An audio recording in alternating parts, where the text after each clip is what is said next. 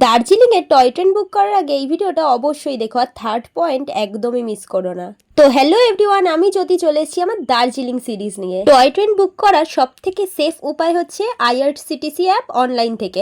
কারণ যদি স্টেশনে বেশি ভিড় থাকে তাহলে তোমরা কখনোই টিকিট পাবে না, আর বেশিরভাগ টাইমেই দার্জিলিংয়ের টয় ট্রেনের টিকিট আগে থেকেই প্রায় বুক হয়ে যায়। এবার আসি সেকেন্ড পয়েন্টে, যেটা হচ্ছে টয় ট্রেন কতক্ষণের জার্নি আর কোথা থেকে কোথায় ঘোরানো হয়। টয় ট্রেন টোটাল ওই 1.5 থেকে 2 ঘন্টার জার্নি দার্জিলিং টু দার্জিলিং। দার্জিলিং থেকে তোমাদের প্রথমে নিয়ে যাওয়া হবে বাতাসিয়ান লুপ, যেখানে 20 মিনিটস মতো ঘোরানো হবে, মানে তোমাদের নামিয়ে দেওয়া হবে, তোমরা ঘুরে টুরে আবার 20 মিনিটসের মধ্যে ফিরে আসবে। তারপর আবার নিয়ে যাওয়া হবে ঘুম রেল স্টেশনে, যেখানেও তোমরা 20 মিনিটস মতো কাটিয়ে তারপর আবার ফিরে আসবে দার্জিলিং। এবার থার্ড পয়েন্ট, যে এক একজনের টিকিট প্রাইস টয় ট্রেনের জন্য কত করে পড়ছে। প্রথমেই বলে দিই, টয় ট্রেন কিন্তু দু রকমের রয়েছে, একটা রয়েছে স্টিম ইঞ্জিন আর একটা রয়েছে ডিজেল ইঞ্জিন। স্টিম ইঞ্জিন যেটা থেকে ধোঁয়া বা অ্যাশেস বেরাবে, যেটার প্রাইস 1600 করে, আর তার সাথে ডিজেল ইঞ্জিনের প্রাইস 1000 করে।